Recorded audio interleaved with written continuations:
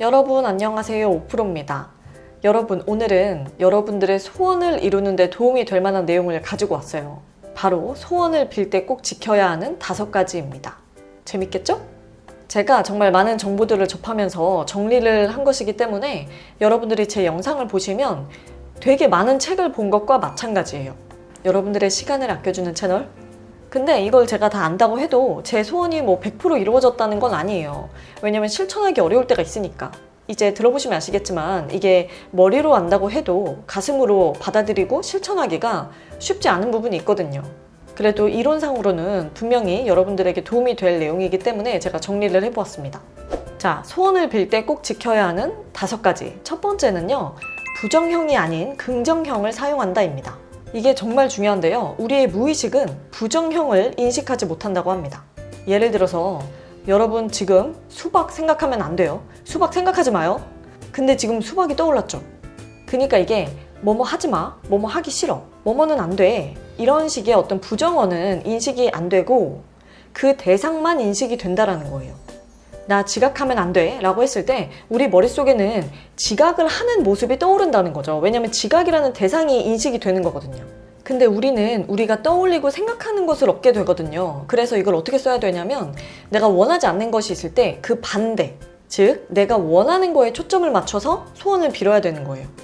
시험에 떨어지면 안 돼가 아니라 이번 시험은 합격이다, 가족과 싸우지 않았으면 좋겠어가 아니라 나는 우리 가족과 언제나 사이가 좋아, 이런 식으로 내가 원하는 상황에 초점을 맞춰서 긍정형을 써야 내가 원하는 상황을 떠올리게 되고 그래야 이루어질 수 있다는 거예요. 그러니까 부정적인 걸 포함시키지 말라는 거죠. 예를 들면 나는 빚을 갚을 거야. 그러면 빚이라는 게 내 머릿속에 떠오르게 되잖아요. 그러니까 이런 식으로 쓰지 말고 나는 한 달에 얼마 벌 거야.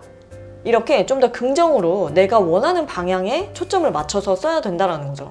그래서 여러분들도 지금 여러분들의 목표를 쓰거나 하는 게 있다면 한번 점검을 해보시면 좋을 것 같아요. 내가 원하는 그림이 그려질 수 있게 긍정형을 사용하고 있는가. 이거 굉장히 중요한 부분이니까 여러분 꼭 한번 체크해 보시기 바랍니다. 두 번째, 최대한 완료형을 사용하되 내가 저항감을 느끼지 않는 방식으로 말한다. 이게 무슨 말이냐면, 우리가 보통 소원을 빌 때요, 그냥 좀 미래형을 쓰는 경우가 많아요. 예를 들면은 나는 뭐뭐가 되고 싶어, 뭐뭐를 하고 싶어, 나는 취업을 하고 싶어, 나는 이 회사에 들어가고 싶어, 나는 한 달에 1,000만 원씩 벌고 싶어, 이런 식으로 좀 미래형으로 쓰는 경우가 많은데, 이것보다는 최대한 완료형으로 쓰는 게 좋다라는 거예요. 예를 들면은 나는 한 달에 1,000만 원씩 벌고 싶어가 아니라 나는 한 달에 1,000만 원씩 벌어, 나는 한 달에 1,000만 원씩 버는 사람이야, 이런 식으로 완료형으로 쓸 때 그 느낌이 더 강해진다는 거죠. 완료형이라고도 하고 현재형이라고도 하는데 어쨌든 비슷한 느낌이에요. 뭔가 지금 이미 그게 됐다라고 생각하는 그런 느낌으로 써야 한다는 거예요.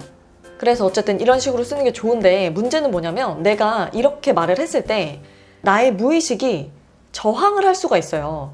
내가 마음속 깊은 곳에서 저항감을 느낄 수가 있거든요. 아니, 나는 지금 그렇게 돈 못 버는 사람인데 내가 어떻게 1,000만 원을 벌어? 이렇게 나의 무의식이, 즉 나의 잠재의식이 저항을 할 수 있다는 거죠. 내가 이렇게 완료형으로 말을 했을 때. 근데 여러분, 잠재의식이 저항하는 소원은 이루어지지 않는다고 하거든요. 잠재의식에 새겨지는 소원이 이루어지는 것이기 때문에 이 잠재의식이 저항을 해버리면 이루어질 수가 없어요. 그래서 만일에 내가 완료형으로 소원을 말을 하는데 이 마음속 깊은 곳에서 뭔지 모를 저항감이 느껴진다면요, 그 말하는 방식을 조금 바꾸어야 합니다. 제가 몇 가지 방법을 좀 알려드릴게요. 예를 들어서 나는 한 달에 1,000만 원씩 벌어 라고 말을 하는데 저항이 느껴진다. 그러면 이 말을 이렇게 바꿔보는 거예요. 나는 한 달에 1,000만 원씩 버는 사람이 되고 있어. 나는 1,000만 원씩 벌게 되는 그 과정 속에 있어. 이런 식으로 현재 진행형으로 그게 이루어지고 있는 과정에 있다고 말을 하는 거예요. 이러면 저항감이 훨씬 약해지죠. 왜냐면 그 과정 속에 있는 건 팩트거든요.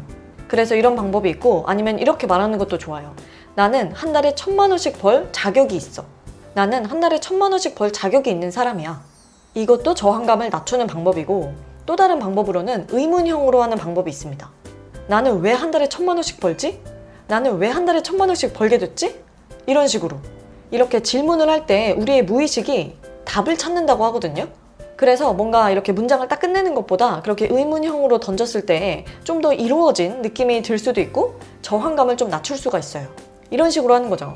나는 왜 이렇게 하는 일마다 잘 되지? 나는 왜 시험에 바로 합격했지? 나는 왜 취직이 이렇게 쉽지? 그러면 순간적으로 내가 이미 되고 나서 말을 하는 것처럼 느껴지기 때문에 기분이 좋아집니다. 한번 해보세요. 그리고 마지막으로 하나를 더 알려드리면 문장을 쓰고 끝에 감사합니다로 끝을 맺는 거예요. 이 시험에 합격할 거야 라기보다는 이 시험에 합격하게 해주셔서 감사합니다.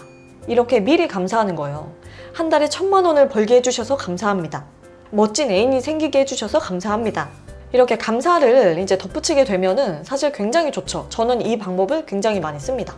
그래서 여러분들도 이렇게 한번 해보셨으면 좋겠고요. 자, 여기서 중요 포인트를 이어서 바로 세 번째로 넘어가 볼게요. 우리가 소원을 빌 때 꼭 지켜야 하는 세 번째는요. 원하는 것을 이미 이룬 마음 상태가 되어야 한다는 거예요. 그래서 방금 현재형으로 쓰는 게 좋다고 말을 한 게 이게 이미 받은 상태로 느껴야 그게 이루어지기 때문인 거거든요. 예를 들어서 내가 지금 여기에 있는데 나의 소망이 여기에 있어요. 얘 가끔 등장합니다.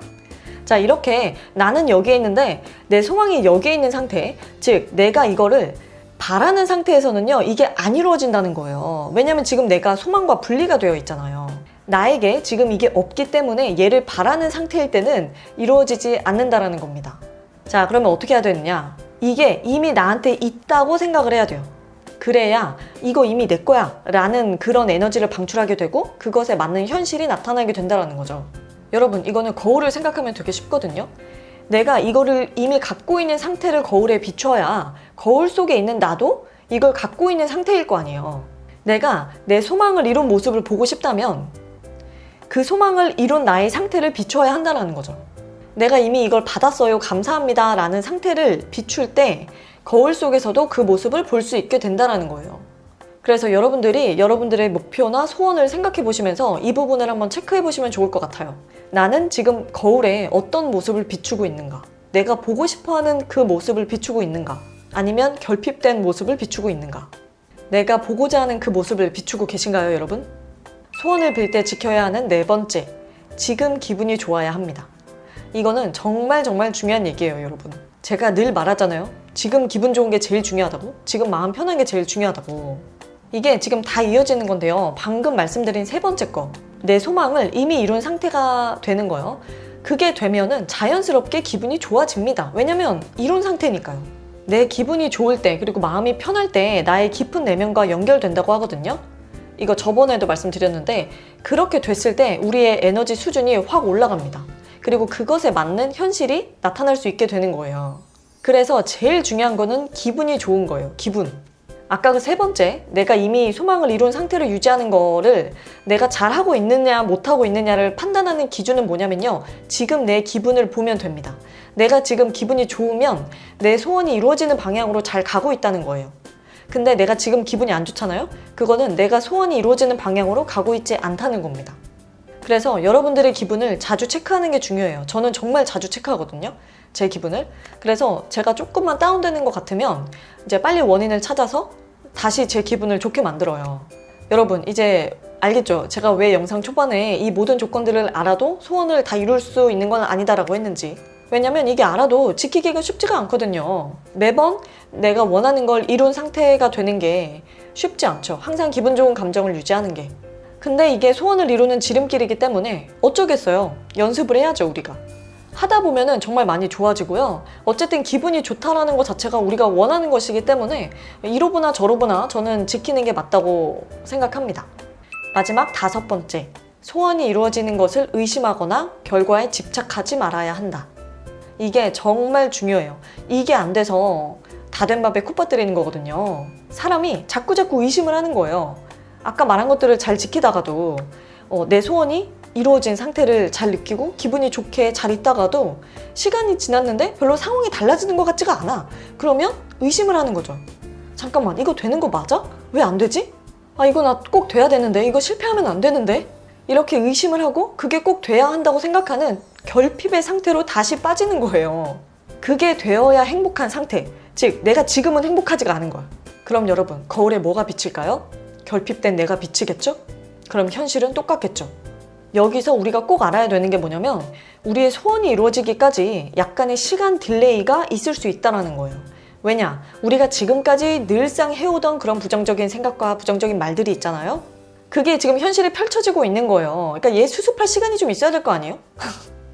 그러니까 내가 지금까지 그렇게 살아왔는데 오늘 당장 막 좋은 말을 하고 그런 식으로 소원을 빈다고 해서 내가 원하는 게 당장 내일 이루어지지는 않을 수 있다는 거죠. 뭐 이루어질 수도 있지만 시간 딜레이가 조금은 있다는 거. 내 소원에 집착하지 않는 게 굉장히 중요하다는 거죠, 여러분. 여기에 도움되는 내용을 제가 저번에 올렸던 거예요. 그 불확실성에 대한 내용 한번 올린 적 있었잖아요. 내 계획대로 되지 않아도 그게 꼭 나쁜 게 아니다. 불확실성 속에서 오히려 나에게 더 좋은 일이 생길 수 있다. 결국 실패라는 건 없다. 라고 말을 했었는데 이런 걸 알고 있으면요. 결과에 집착하지 않게 됩니다. 자, 그래서 지금까지 말한 5가지를 정리를 해보면요. 첫 번째, 소원을 빌 때는 긍정형으로 말한다. 두 번째, 최대한 완료형으로 쓰되 내 마음이 저항을 일으키지 않는 방식으로 한다. 세 번째, 이미 이루어졌음을 믿고. 네 번째, 지금 기분 좋게 있는다. 그리고 5번째, 결과에 집착하지 않는다. 이렇게 5가지입니다. 물론 이게 지키는 게 쉽지 않지만 이론상으로는 이게 소원을 이루는 지름길이라는 거? 네, 여러분, 여기까지 제가 핵심만 추려서 소원을 빌 때 꼭 지켜야 하는 5가지에 대해서 정리를 해보았습니다. 여러분들의 소원이 정말 많이 이루어졌으면 좋겠네요. 그럼 여러분, 오늘도 영상 봐주셔서 감사드리고요. 재밌게 보셨거나 유익하셨다면 구독과 좋아요 꼭 눌러주세요. 그럼 자주 봐요. 안녕.